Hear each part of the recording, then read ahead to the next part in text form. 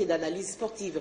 Je suis en train de sourire tout simplement parce que j'ai passé des très bons moments le week-end dernier avec bien sûr en prime le match capital qui a opposé la République démocratique du Congo à la République du Congo, comptant bien sûr pour la première journée des éliminatoires de la CAN Cameroun 2019. Vous connaissez certainement le résultat, mais je vous le rappelle, 3-1 en faveur des léopards de la République démocratique du Congo, et c'est une belle entame en tout cas pour les fauves de la RD Congo dans cette étape de compétition, dans ces éliminatoires de la CAN 2019. Dans notre émission ce soir, il sera question bien sûr de ces grands rendez-vous. On va revenir de manière symbolique sur la prestation de différents acteurs sur le terrain. Il y en a eu au total 14 ou 15, 14 je crois, qui sont montés sur le terrain. Donc nous allons revenir sur leurs prestations, mais en tout cas dans l'ensemble, nous avons été égayés. Nous parlerons également des playoffs avec bien sûr la poursuite du championnat. Ça s'est poursuivi aujourd'hui et demain. La formation des Tout-Puissants Mazembe affrontera Sa Majesté Sanga Balindi pour le compte de la 10e journée. Ça se profile, ça se décide, mais en tout cas, il y a d'autres équipes qui font peur et on ne sait pas qu'est-ce qui se passera dans les minutes qui vont devoir suivre. Mais en tout cas, pour l'instant, nous nous contentons de ce que nous savons. Et puis, toujours dans la même émission, c'est vrai, on fera une large partie de cette émission sera consacrée, bien sûr, aux léopards de la République démocratique du Congo. Mais cela ne nous empêchera pas de pouvoir évoquer également d'autres sujets. Voilà, à présent, chers amis téléspectateurs, nous allons vous proposer en fait l'ambiance qui a régné avant le coup d'envoi de ces grands rendez-vous entre les léopards de la République démocratique du Congo et le Diable Rouge. Je vous rappelle, ce match s'est joué le samedi 10 juin dernier. C'était sous le coup dès 18h30 au stade des Martyrs de la Pentecôte.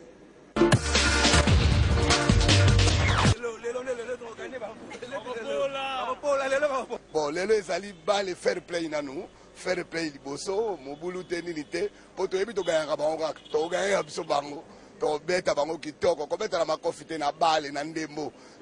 Oui, ça sera un bon match. Nous jouons avec l'équipe que nous connaissons, l'équipe qui nous connaît aussi. C'est vrai que c'est un bon match, mais qui ne sera pas facile pour nous aussi. Nous sommes prêts pour affronter toutes les équipes qu'on a vues dans notre poule. Je pense que c'est un pool qui est prenable. C'est un match des pays voisins. Bon, ce que moi je peux dire en tant que Congolais de Kinshasa, bonne chance aux Léopards. Nous allons battre Congo-Brazza par 2-0. À présent, nous allons donc vous convier sur le résumé que nous avons concocté pour vous concernant bien sûr ce match entre la République démocratique du Congo et la République du Congo. Vous savez que c'est un derby au niveau des équipes nationales quand la RD Congo affronte la République du Congo. Donc un rendez-vous que beaucoup de gens ne voulaient pas rater.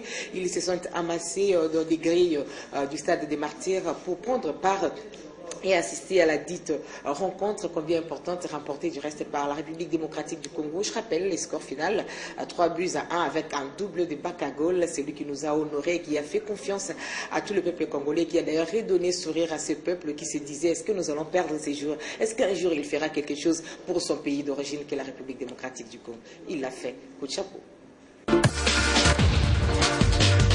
Bon, le lot vraiment pour Nangaï Brazza yoka moto pour sentir vraiment de Ozoyaye, Oyaluka aussi Sango, de Ozwapende aye 3-0 sec.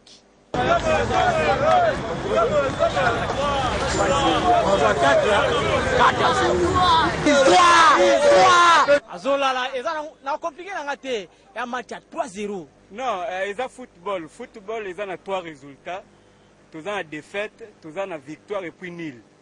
Et au moins, les supporters ming va supporter penza défaite.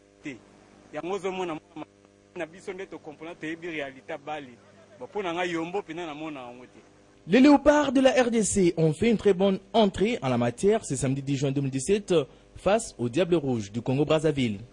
3-1, c'est le résultat final de cette première journée des éliminatoires de la CAN Cameroun 2019. Les Léopards, supérieurs sur le fond du jeu, ont une fois de plus battu les Congolais d'en face avec le même écart des débuts comme il y a peu en Guinée équatoriale. Comme prévu, c'est avec un 4-4-2 que les Léopards abordent ces matchs.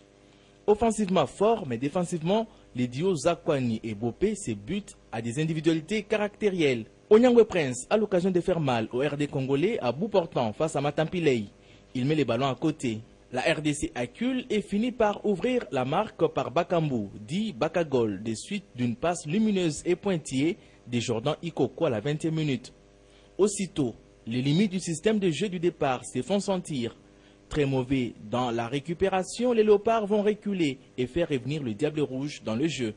Jouant depuis la 13e minute sur une jambe car son pied d'appui a été touché, Sakala Fabrice, maintenu sur terrain, commettra la bourde. À défaut de mettre le ballon en touche, Thierry Bifuma égalise pour le Diable Rouge à 1 minute de la mi-temps. Confus, le principal des Léopards, Florent Ibenge, bascule vers le 4-3-3. Le public découvre alors le milieu excentré Kakuta qui est capable de faire le 10. Les trios Magoma, Bopé et Chancel Bemba feront le grand travail qui aboutit à ces buts de confort de Bakambu. Les doublés pour le meilleur buteur de la Liga Europa. Cette réalisation intervient à la 50e minute. Il ne suffit pas d'y mettre du cœur pour être un challenger farouche au Léopard. Il faut voir comment contourner l'adversaire. Ibenge réussit là où Migné a échoué. La première action avec Onyangwe est d'éclat. Quand on rate une telle occasion, on doute et l'immaturité transparaît avec la nervosité. Sans rythme, le temps de jeu faible pour la plupart des Diables Rouges. Bien que jeune, au Léopard de la RDC, une équipe en reconstruction a besoin du temps pour se mesurer, surtout quand il s'agit d'un derby. Voilà pourquoi même les demi-dieux Chancel Mbemba a réussi à corser l'addition à la 90e minute. 3 ans, le Diable Rouge ne pouvait pas espérer mieux face à la RDC. Malgré tout gagné, mais tu bêtis pas comme il se doit. Il fallait te bêter la net, tu bêtes. Mais tu bêtis pas comme il se doit. Coup de chapeau, une équipe mobimba, un staff technique. Mais Baluka quand même, coach Ayo Karapebiso. Non, c'est lui Bakambu meilleur. Coach Moutouabanda ko bomba ye mais Alexis qui a makasi. Sous la compétition va continuer pour se qualifier dans la Coupe d'Afrique à Cameroun 2019. Coach est bon, on a même meilleur joueur na biso Libanda professionnel na biso joueur le roi Bakambu à tes débits. On est sûrement c'est vraiment makasi vraiment. Na c'est pas la présence de Bakambu et présence de Bakambu écoutez biso cher et là c'est biso ba congolais qu'il faut to se perdre na ba pro na biso Bakambu. Il faut pas se trouver dans le terrain. Il faut se trouver dans le terrain, il faut se trouver dans les meilleurs joueurs, jouer, déjà. Nous avons promis que nous allons essayer de revenir sur l'ensemble de la prestation de chaque joueur qui a pris part à ces grands rendez-vous. Les classés ou les sélectionnés des Florent Ibenge au cours de cette rencontre, ils ont été dans l'ensemble formidable parce que nous sommes arrivés quand même à bout de la République du Congo, nous, c'est-à-dire la République démocratique du Congo, j'en fais partie. Alors donc, nous sommes arrivés à bout de la République du Congo d'en face. C'est vrai, c'était un match difficile à l'annonce, mais finalement, sur le terrain, on s'est rendu compte que la République démocratique du Congo était largement supérieure à la République du Congo. Joueur par joueur, découvrez ce que nous pensons de leurs prestations respectives. Il est vrai qu'on a découvert de bonnes choses avec quelques Diables Rouges. Onyangue, son manque de réalisme a déstabilisé l'équilibre fragile de son équipe. Il a trompé Bopé et Zakwani, mais pas Matampi dans une action en or. Thierry Bifuma, il est l'auteur de l'égalisation. Revanchard, il a transformé sa hargne en brutalité. Ça lui vaut d'ailleurs une descente. Égal à lui-même, il était très attendu par les Quinois. Doré, c'est l'homme qui a contraint Flora Ibenge à faire entrer Louyindama, l'homme au coup de tête effrayant. Bakambu Cédric, ça se confirme. Il a effectivement pris ses responsabilités et a gagné de fort belle manière sa sélection. Bien qu'en vacances déjà, il a réussi à gratifier la RDC des débuts de confort. De classe internationale, il a recouvré sa santé et donné raison aux Congolais qui réclamaient sa titularisation. Trahi par le crampe, il a lui-même sollicité son changement. Il décrochait parfois pour aller chercher les ballons au milieu des terrains. Bopé, il a été à certaines occasions une belle doublure pour Matampi. Issama évolue par intermittence, mais il a su être bon quand il le fallait. L'indéboulonnable était pourtant resté sur le banc au profit d'un autre meilleur du jour, Jordan Ikoko. Matampi, le même repère, les mêmes erreurs, mais l'équipe nationale lui sourit toujours, capable de sortir le grand jeu en cas de nécessité.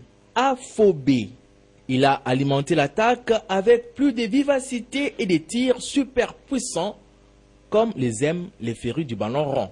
Moubele Firmin, alors que son séjour à Rennes est probant, sa prestation dans ces matchs moyennement appréciable. plus de 60 minutes sur le terrain sans ces dribbles magiques. C'est du raté, difficile de les reconnaître. Junior Kabananga. Si la RDC a bénéficié de sa masse, elle a été déçue par la contre-performance inexplicable de cet ailier qui a fait sensation il y a peu. La CAN Gabon 2017 est passée. Il faut confirmer dans le temps. Pour un fixateur, le tandem avec Bakambu n'a pas fonctionné.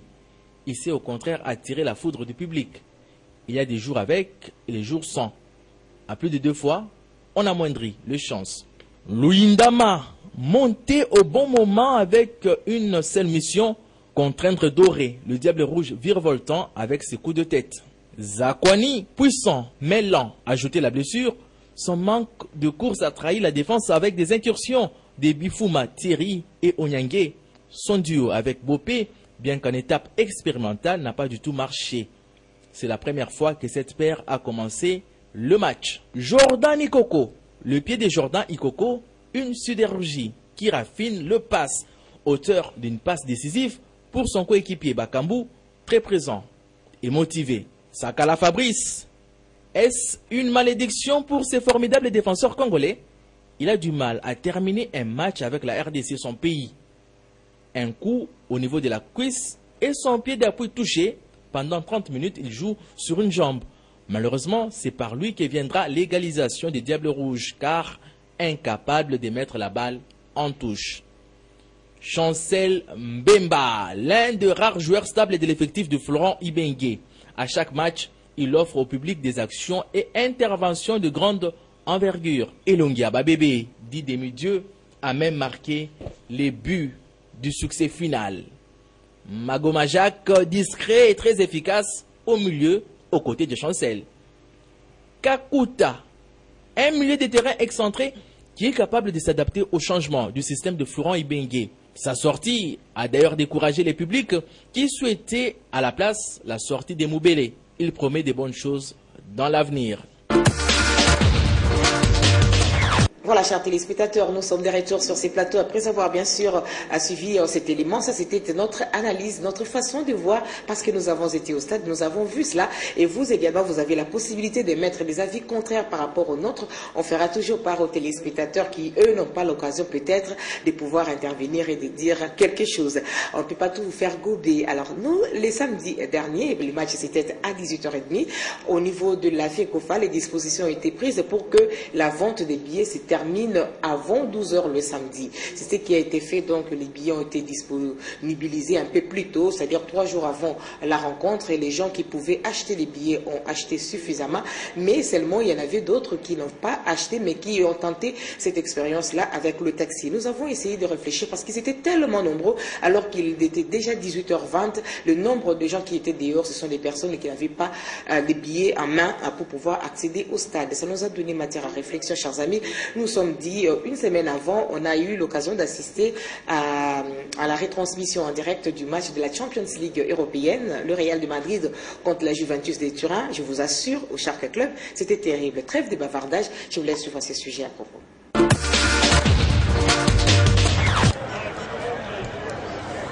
Les Congolais ont difficile à soutenir leur équipe nationale comme ils le font avec les clubs étrangers, tels que Real de Madrid, FC Barcelone et tant d'autres. La mobilisation autour de ces clubs n'est plus à démontrer. Pour la finale de la Ligue des Champions, ils ont tous payé l'accès au Shark Club pour suivre le match qui était retransmis en direct sur plusieurs télévisions câblées qu'on peut se procurer chez soi à moindre frais. Admirez le spectacle.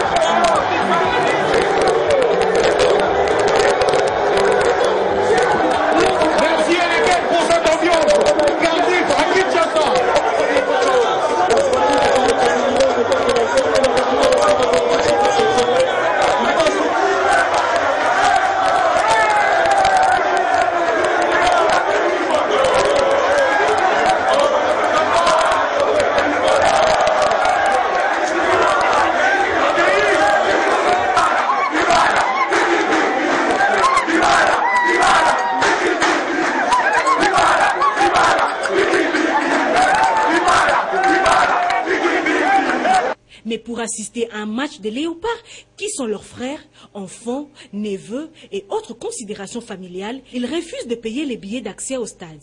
Ils veulent le taxi, bousculer les gardiens et les personnes en ordre.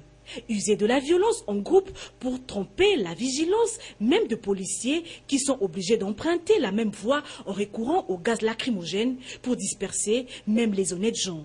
Une fois au stade, c'est pour les chants hostiles et parfois plein d'insanité. Pourquoi venir au stade quand on ne peut rien apporter à l'équipe, même pas les soutiens qui motivent le fauve congolais? On n'est pas mieux que chez soi, à bon entendeur.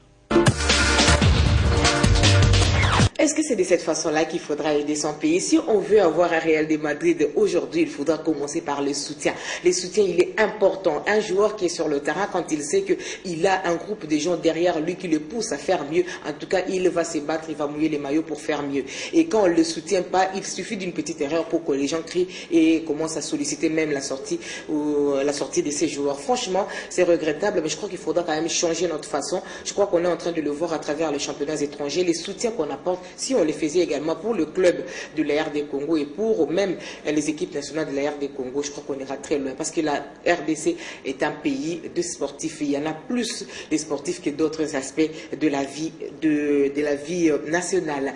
Alors, ceci étant, nous allons quand même faire allusion à l'enterrement de Maître Kenzo Mukendi. Maître Kenzo Mukendi a été conduit à sa dernière demeure le samedi dernier. C'était quand même difficile d'y accéder. Bon, malgré les difficultés, nous avons pu quand même avoir ces quelques images que nous vous prions de suivre à propos, bien sûr, de son enterrement. Je vous rappelle qu'il a été secrétaire général au niveau de la Fédération des Taekwondo et puis trésorier général adjoint au niveau du comité olympique congolais. Il est mort le 1er juin dernier. Il a été enterré, comme je le disais tantôt, le samedi 10 juin, avant bien sûr le rendez-vous RD Congo, République du Congo, des éliminatoires de la CAN. On va suivre. Le Seigneur a donné, le Seigneur a repris, que son nom soit sanctifié et glorifié. Maître Kenzo Mukendi Chimanga, secrétaire général de la Fédération congolaise de taekwondo et trésorier adjoint du comité sortant du comité olympique, a été conduit en sa dernière demeure le samedi 10 juin 2017 au nécropole entre ciel et terre, où il reposera désormais en paix. Loin du comité olympique pour lequel il a milité positivement, avec en prime le respect strict des statuts validés en début 2016. Ces prises de position tranchantes ont fait de lui un opposant farouche à l'avènement des frondeurs au sein du mouvement olympique. Pour son dynamisme, il a attiré l'attention de plus d'un sportif, même isolé, il était capable de tenir tête au mieux placé. Parfois trop brut, mais en être sensible, il ne supportait pas les critiques acerbes. Il part au mauvais moment, alors qu'il était en froid avec certains dirigeants, d'où les suspicions qui ont émaillé sa mort. N'oublions pas qu'il était aussi politicien. Donc, l'homme avait plusieurs casquettes.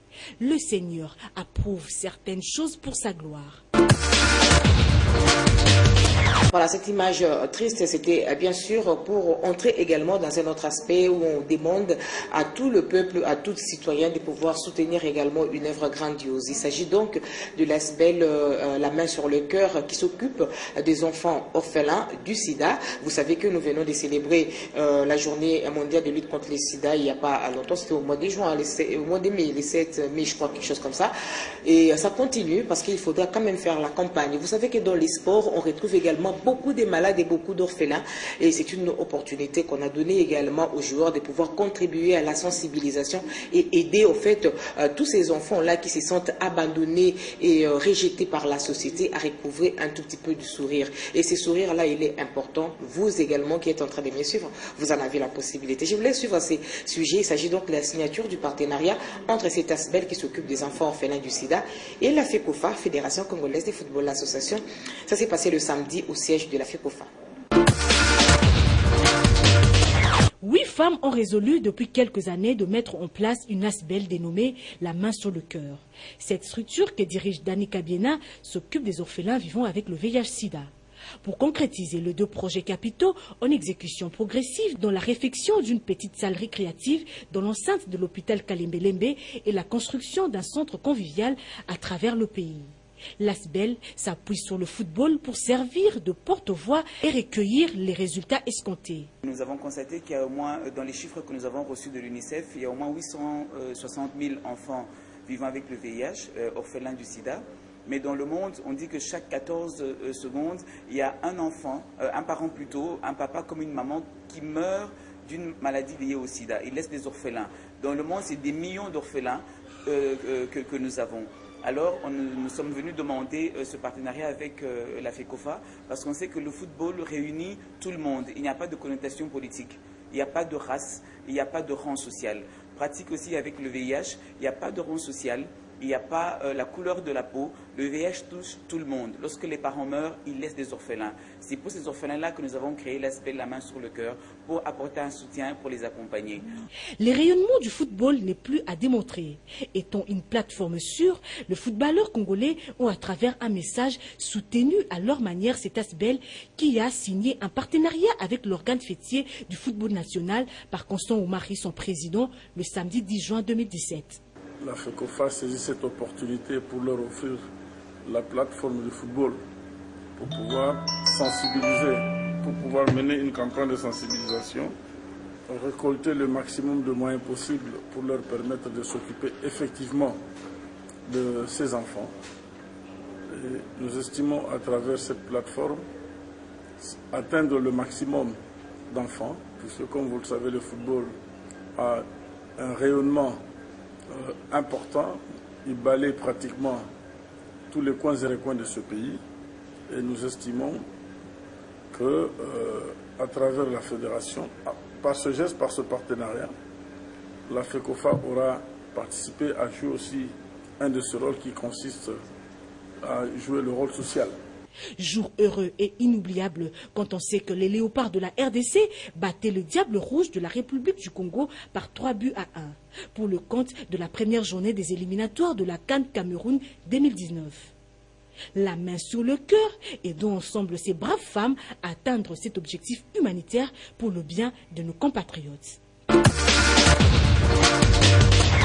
Mais voilà, chers téléspectateurs, nous sommes de retour. Nous avons dit que nous allons parler en pêle-mêle des léopards de la République démocratique du Congo et de ces rendez-vous du samedi 10 juin 2017. Donnez-moi l'opportunité de vous dire que les léopards ont bénéficié quand même d'une visite surprise et agréable. Il s'agit du Premier ministre Bruno Tshibala qui a effectué lui-même les déplacements du stade des Martyrs, non pas pour assister à la rencontre, mais en tout cas pour encourager les léopards à faire mieux les jours d'après. Et Raymond Tshibala qui était reçu par les léopards, suivez ces sujets.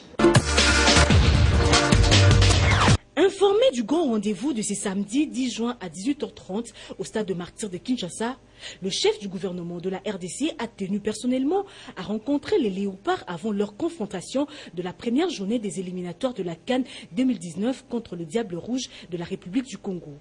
Comprenant l'enjeu autour de ces matchs et surtout ce que cela représente pour le pays, le sélectionneur principal des léopards a, à part ses propos, assuré le Premier ministre Bruno Tshibala de la détermination de ses poulains à miller sérieusement les maillots nationaux. Non, tout va bien, franchement tout va bien. On a fait un très bon stage au Maroc, ponctué d'un match contre le Botswana avec une victoire, ça fait toujours du bien. Mais à chaque chose son temps. Et ce qui nous intéresse, c'est le match de samedi. Donc on recommence, on a voyagé, on est arrivé aujourd'hui à 5 h du matin à l'hôtel. Donc on a eu le temps de se reposer, on va faire un entraînement pas trop fatigant aujourd'hui. Et puis pour emmagasiner le maximum de force pour pouvoir battre cette équipe, vous savez que ça va pas être simple. Heureusement pour lui, la parole a été tenue. 3-1, c'est le score qui a sanctionné ces matchs. Mais les bémols, c'est que le premier n'avait pas fait le tour de stade, sinon il aurait constaté les anomalies qu'il y a pour une infrastructure prétendue moderne.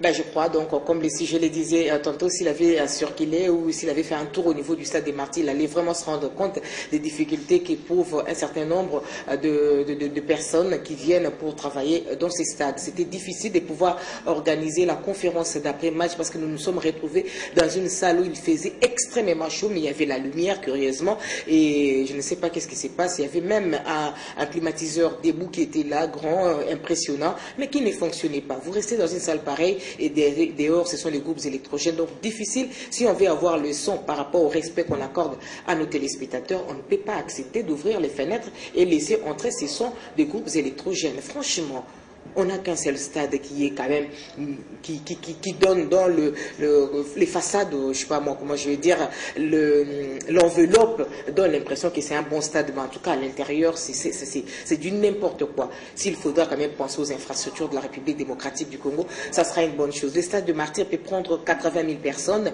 assises, mais en tout cas on atteint souvent les 120 000 si on veut. Et si le gouvernement veut de l'argent, on peut même sacrifier 2-3 matchs des Léopards. On dit bon, cet argent là on va mettre ça de côté pour essayer de réhabiliter cette infrastructure. Ça sera une façon pour le peuple également de se souvenir de vous et de vous reconnaître en tant que tel, parce que vous aurez contribué à son évolution, à son développement. Alors, chers amis, à tous les spectateurs, nous nous acheminons vers la fin de notre émission de ce soir. Mathieu a prévu une petite image pour vous. Je vous laisse d'abord suivre ça et puis après on va revenir sur le play-off de la Ligue Foot.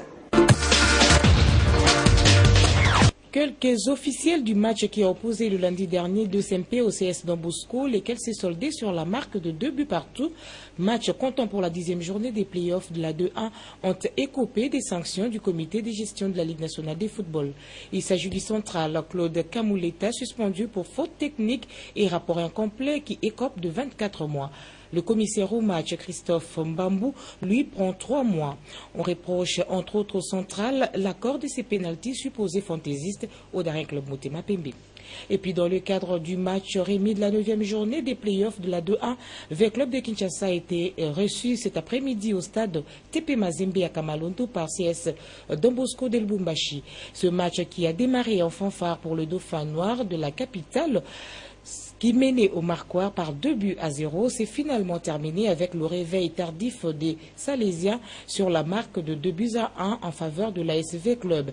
Doublé d'Engoy et Momo et la réduction du score à la 82e minute par Kubanza pour Don Bosco qui perd 3 points à domicile. Avec cette victoire, avec Club Mazembe et SMP constituent les trios de tête avec chacun 18 points et un match en moins pour V-Club et Tupisa Mazembe. Alors, chers téléspectateurs, nous sommes de retour sur ces plateaux. Comme je le disais tantôt, nous allons parler des playoffs. Nous sommes à la 10e journée pour certains clubs. La SV Club a matché aujourd'hui la formation du CS Don Bosco. Les Tupisa Mazembe affrontent demain à mardi la formation de Sa Majesté Sanga Balende. Ces matchs comptent pour la 10e journée de ces championnats ou de ces playoffs de la Ligue nationale de football. Il faudra noter que le Tupisa Mazembe, avant bien sûr d'affronter la formation de Sa Majesté Sanga Balende, compte 18 points à son actif.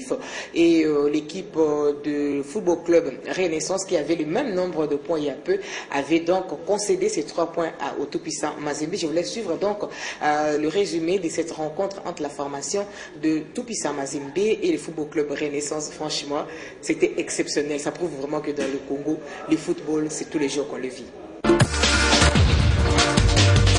Qui ne risque rien n'a rien, dit-on. Et oui. Pamphile Miayo, on a pris en alignant une équipe dite pour les mauvaises langues des vétérans, alors que son effectif de base était amputé de 7 joueurs titulaires. Un match capital face au FC Renaissance que les Corbeaux ont remporté par un score étriqué d'1-0. But d'Adjei à la 32e minute de jeu. Connaissant les calendriers, le FC Renaissance n'a pris aucune disposition pour arriver à temps dans la capitale crupufère. Les Rennais sont arrivés à seulement quelques heures du match. Pas de repos si ce n'est celui dans l'air. Quelle imprudence pour une équipe qui prend forme et qui joue pour le titre. Pourquoi cette légèreté? Est-ce à dessein que les dirigeants ont agi ainsi? Le FC Renaissance y est allé en victime expiatoire. 1 ou 2 joueurs peuvent prendre ces genres de risques, mais pas toute une équipe. Le peu d'énergie que les Rennais avaient s'est volatilisé après 30 minutes de prestations au cours desquelles ils ont eu beaucoup d'occasions. Ils ont puisé dans leurs réserves pour terminer le match sur ces scores. Ce qui est dommage pour les Fibo qui stagnent à 15 points. Mazembe, avec les 18 points, compte glaner 3 points supplémentaires. C'est mardi face à Sanga Balende. Alors, à l'issue de cette rencontre, nous allons vous laisser également suivre ce que les coachs de ces deux formations ont dit par rapport, bien sûr, à cette rencontre. Au contraire, c'est une fierté pour nous. TP Mazembe, c'est c'est l'une des meilleures équipes d'Afrique. Il faut le reconnaître d'abord. Regardez l'installation, comment c'est formidable, c'est fabuleux. Et moi, j'ai une jeune équipe. Moi, je tire un grand chapeau à ces jeunes-là qui ont pu tenir. Pour moi, ils ont tenu tête à tête de Mazembe parce que pour moi, je pensais prendre le carton ici. C'est vrai. Les enfants ont bien répondu. Je suis fier d'eux. Je leur ai dit bravo. Je dis à TP Mazembe aussi, c'est une grande équipe. Qu'elle continue à faire plaisir à la nation africaine, parce que quand elle est en Coupe d'Afrique, ou bien quand elle va jouer la Super Coupe, elle représente toute l'Afrique. On est avec eux. Ils sont en Coupe d'Afrique, en route pour la Coupe d'Afrique. On les supporte, on va les soutenir, mais on a perdu aujourd'hui, on va tirer les leçons pour les matchs à venir. Puis on sait que c'est des grandes équipes qui jouent sur l'expérience. Vous avez vu le but qu'on a pris. On a pris un but, après ils ont fermé, parce qu'ils jouent beaucoup avec l'expérience. Nous sommes encore à l'école, on est en train d'apprendre. Un match comme ça n'est pas facile à gérer. Et en plus, c'était Renaissance en face, une très bonne équipe que moi j'apprécie beaucoup plus personnellement.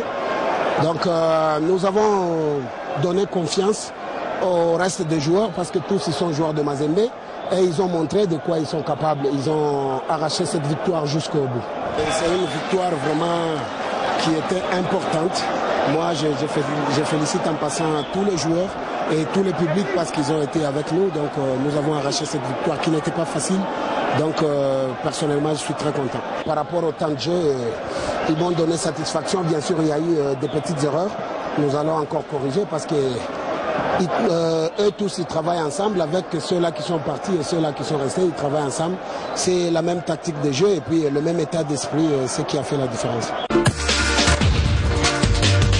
Alors, chers téléspectateurs, pour votre information, parce que nous sommes arrivés presque à la fin de notre émission, je vous informe que les Léopards de la République démocratique du Congo ont certes remporté ce match 3-1 face au Diable Rouge du Congo-Brazzaville, mais en tout cas, les Zimbabwe a battu la formation du Libéria sur la marque de 3-0. Et du coup, la République démocratique du Congo, dans ces groupes, se retrouve en deuxième position et les Zimbabwe est en première position pour avoir donc, je rappelle, battu le Libéria sur la marque de 3-0.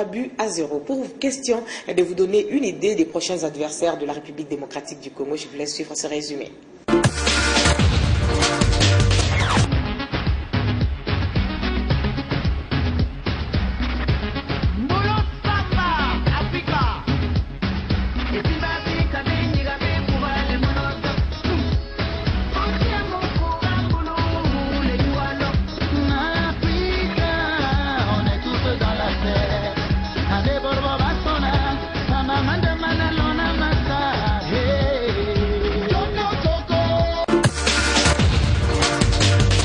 Ben voilà, chers téléspectateurs, nous allons encore vivre des très bons moments de football. La CAN, c'est terminé pour maintenant. Donc, les prochains rendez-vous, ce sera l'année prochaine. Nous jouons donc les éliminatoires de la CAN Cameroun 2019. Des grands moments de football, nous allons en connaître tout au long de cette année 2017. Inch'Allah, que les Léopards de la République démocratique du Congo ne nous fassent pas du mal. Nous tenons à tout prix à la double confrontation contre la Tunisie. Et si jamais, comme le disait Florent Ibégué, nous arrivions à ramener un bon résultat de la Tunisie, franchement, on peut espérer se retrouver en 2018 en Russie. Ça serait une bonne occasion, en tout cas, pour cette belle équipe très enthousiaste de la République démocratique du Congo à atteindre ces niveaux de compétition. Madame, messieurs, c'est donc par ici que nous mettons un terme à cette émission de Sportissimo. Ce fut un grand plaisir pour l'équipe qui m'accompagne et moi de vous compter parmi les nôtres. Merci à Mathieu Ngadipovi, comme toujours, au Fouro Moulin. Il m'a aidé à réaliser tous les reportages que vous avez suivis dans notre émission de ce soir. Merci à Richard Massoulama qui était derrière la caméra pour nous prendre. Merci à l'autre Richard qui était le responsable de ces plateaux et a permis à ce qu'il n'y ait pas assez de bruit. Nous remercions également Georges Kabungo, le sommet des sommets, il est de retour. Merci à lui, celui qui a réalisé donc cette émission de ce soir. Merci également à Rabi, merci à Fabien Kaloumé, grâce à qui nous avons pu avoir quand même les images du Zimbabwe et du Libéria et pourquoi pas d'autres informations également. Alors, chers amis, comme je le dis, on se retrouve le lundi prochain, même heure, même chaîne. Cette émission est rediffusée demain mardi à 12h30. C'est sur votre chaîne de référence Antenne A. Merci, bonsoir. C'est bon? Allez, bye bye. Et salutations spéciales à Cédric. Je crois qu'il doit s'appeler Mbaya. Il était né à tout près. Il est notre fidèle téléspectateur. S'il s'appelle Mbaya, c'est ça, mais sinon, son prénom c'est Cédric. Ça, j'avais noté. Allez, bon courage à tous et à lundi prochain, si Dieu le veut, bien sûr.